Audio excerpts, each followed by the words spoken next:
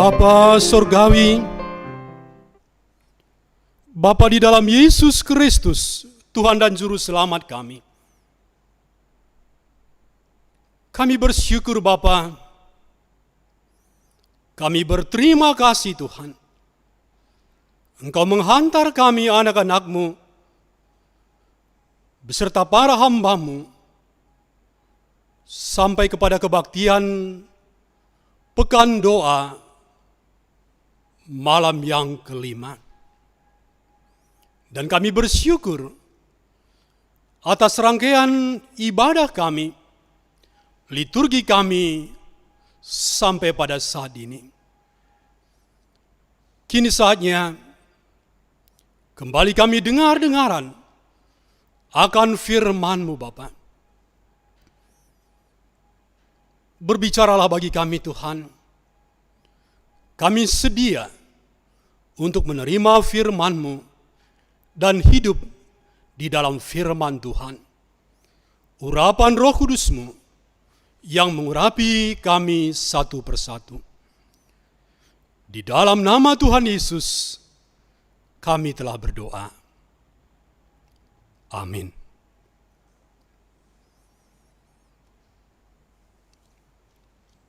Mazmur 72 ayat 1 sampai ayat yang ke-7,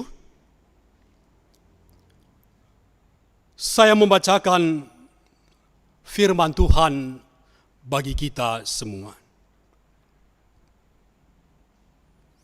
Doa harapan untuk Raja dari Salomo. Ya Allah, berikanlah hukum-Mu kepada Raja dan keadilan-Mu kepada putra Raja. Kiranya ia mengadili umat-Mu dengan keadilan dan orang-orang-Mu yang tertindas dengan hukum. Kiranya gunung-gunung membawa damai sejahtera bagi bangsa, dan bukit-bukit membawa kebenaran. Kiranya ia memberi keadilan kepada orang-orang yang tertindas dari bangsa itu, menolong orang-orang miskin, tetapi meremukkan pemeras-pemeras. Kiranya lanjut umurnya selama ada matahari dan selama ada bulan turun-temurun. Kiranya ia seperti hujan yang turun ke atas padang rumput, seperti dirus hujan yang menggenangi bumi. Kiranya keadilan berkembang dalam zamannya, dan damai sejahtera berlimpah sampai tidak ada lagi bulan. Sampai di sini nats pemberitaan firman Tuhan, khotbah pada malam hari ini. Jemaat yang dikasihi Tuhan, shalom bagi kita semuanya. Saya teringat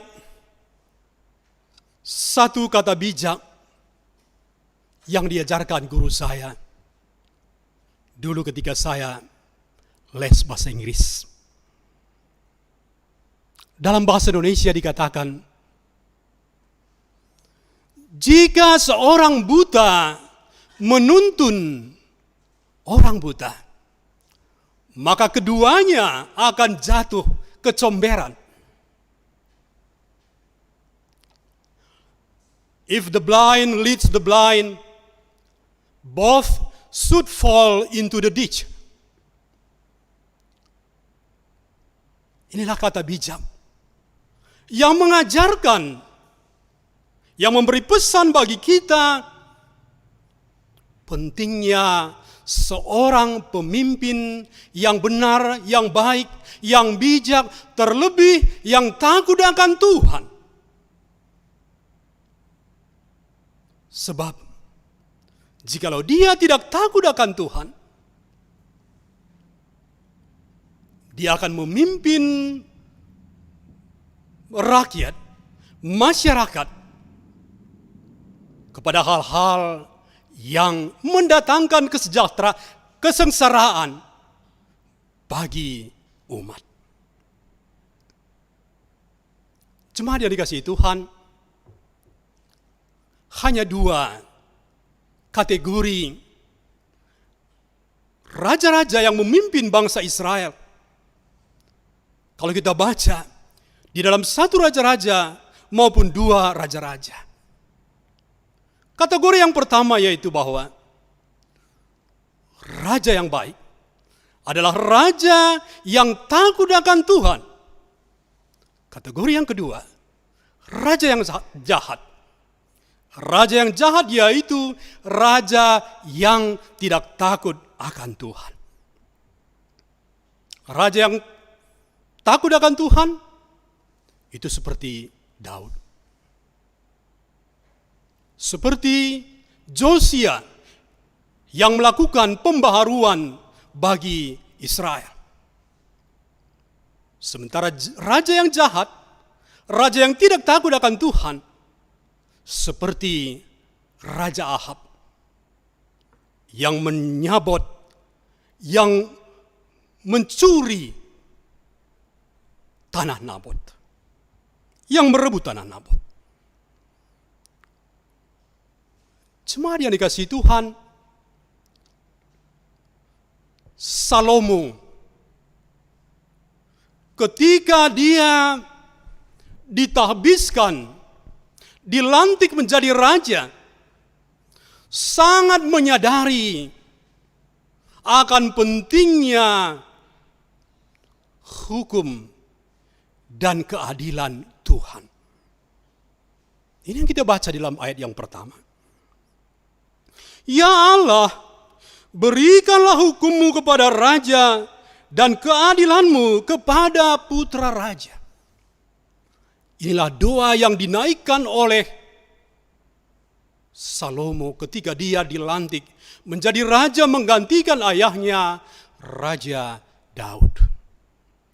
Dia sangat memerlukan, membutuhkan yang namanya hukum dan keadilan Allah di dalam meneruskan kepemimpinan Israel.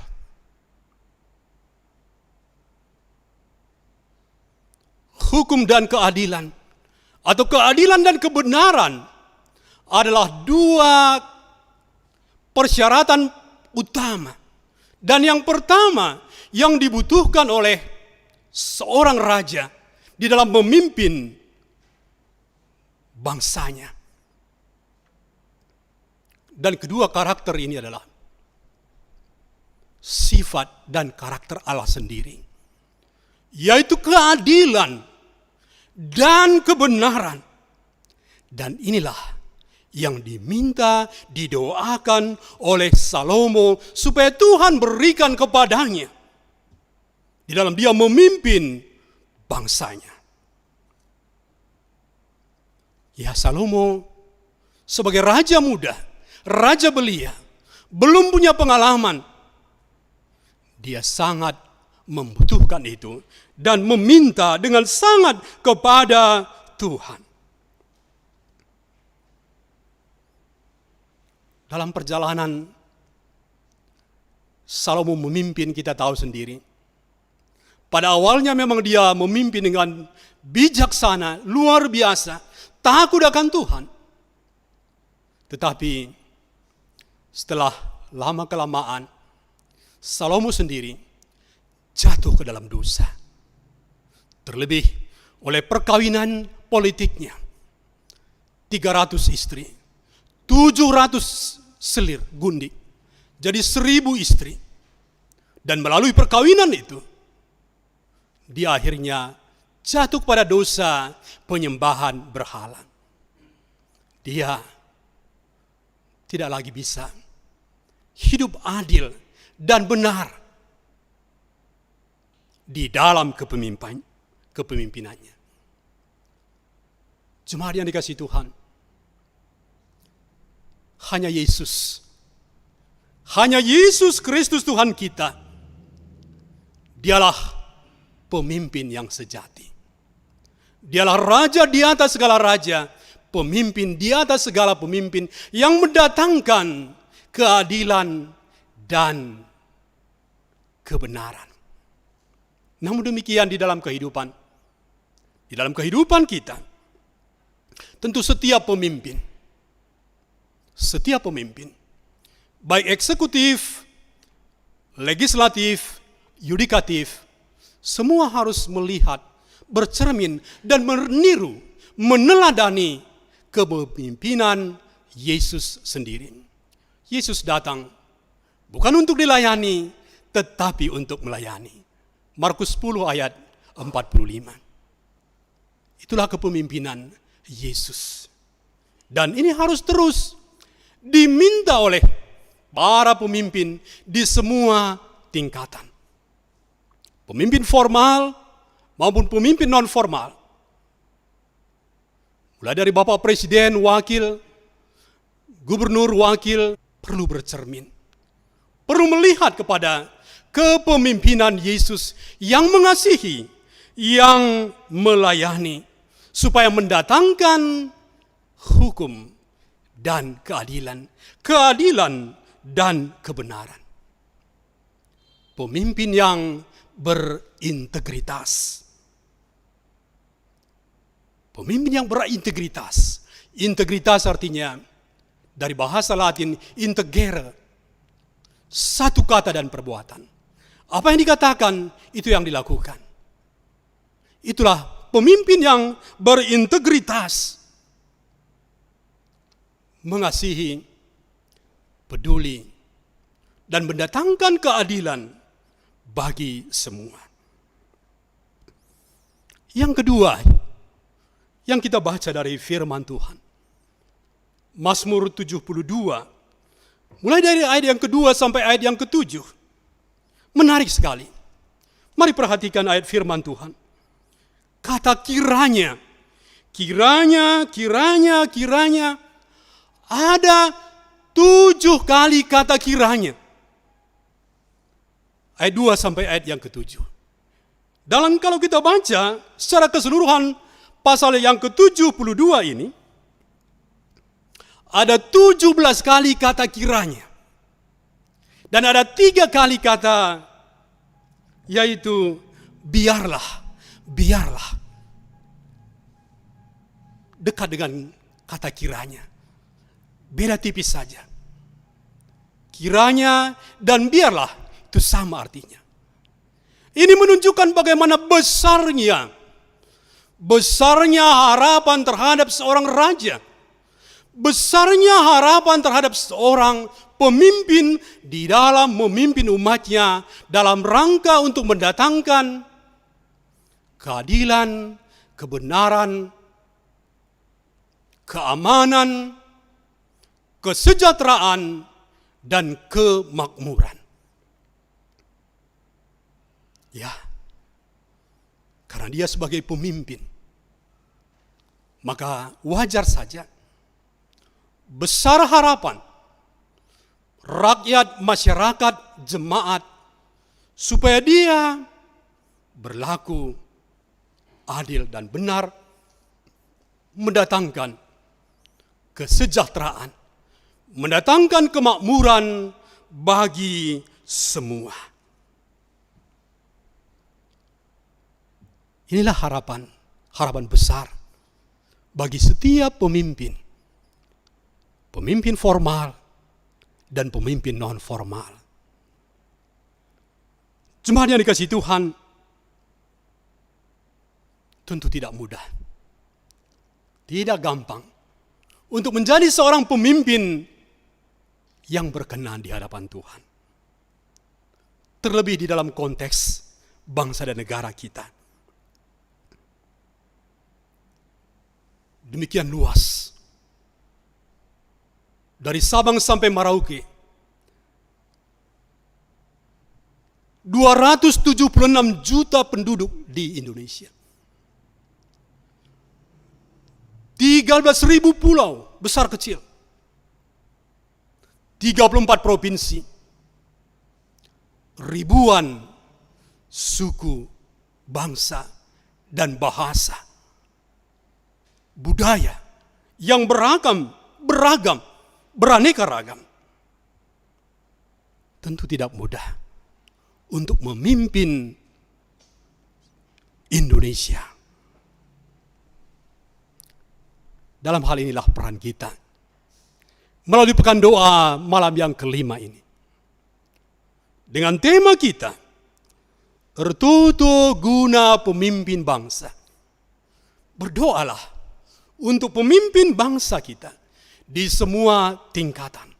Mulai dari yang paling tinggi sampai yang paling rendah.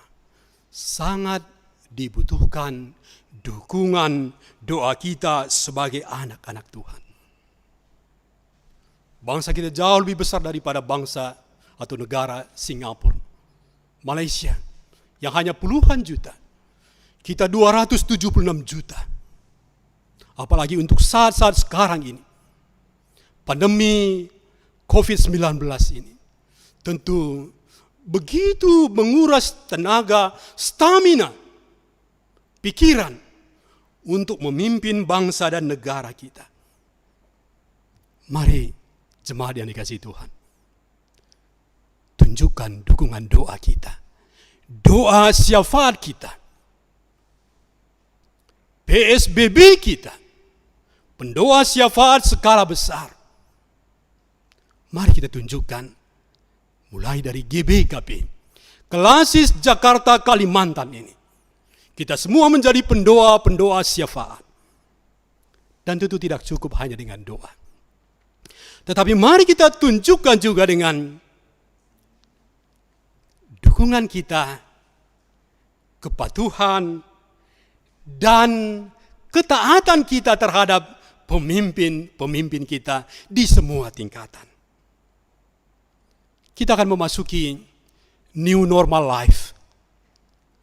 Kehidupan normal baru yang berbeda dari sebelum virus corona terjadi. Dalam hal ini, mari kita tunjukkan kepatuhan dan istilah SMS. Apa itu SMS? S yang pertama yaitu sabun. Artinya, di dalam tatanan kehidupan normal baru ini, new normal ini, mari sering-sering cuci tangan. Dengan sabun atau dengan disinfektan. Supaya kita melindungi diri kita, supaya kita sehat sejahtera. M, masker. Pakai masker. Kalau kita keluar dari rumah, pakailah masker. Dengan kita memakai masker, kita peduli kesehatan kita dan kita mengasihi orang lain. S yang terakhir, social distancing. Jaga jarak. Jaga jarak supaya kita tetap di dalam kesehatan, di dalam keselamatan yang diberikan Tuhan. Jadi mari jemaat yang dikasihi Tuhan, angkatkan syafaat kita. Permohonan kita kepada Tuhan. Bagi pemimpin-pemimpin kita. Selanjutnya, tunjukkan kepatuhan kita, ketaatan kita. Maka dengannya, yakinlah. Perjalanan bangsa negara kita boleh berjalan dengan baik. Kesejahteraan, kemakmuran, damai sejahtera menjadi milik kita. Tuhan memberkati kita. Amin. Kita bersatu di dalam doa. Terima kasih Bapa. Kami bersyukur buat firman-Mu yang boleh menyapa kami agar kami mendoakan pemimpin-pemimpin kami pemimpin bangsa dan negara kami. Meteraikan firman-Mu ke dalam hati dan pikiran kami, dan biarlah kami menjadi pelaku-pelaku firman-Mu. Di dalam nama Tuhan Yesus, kami telah berdoa. Amin.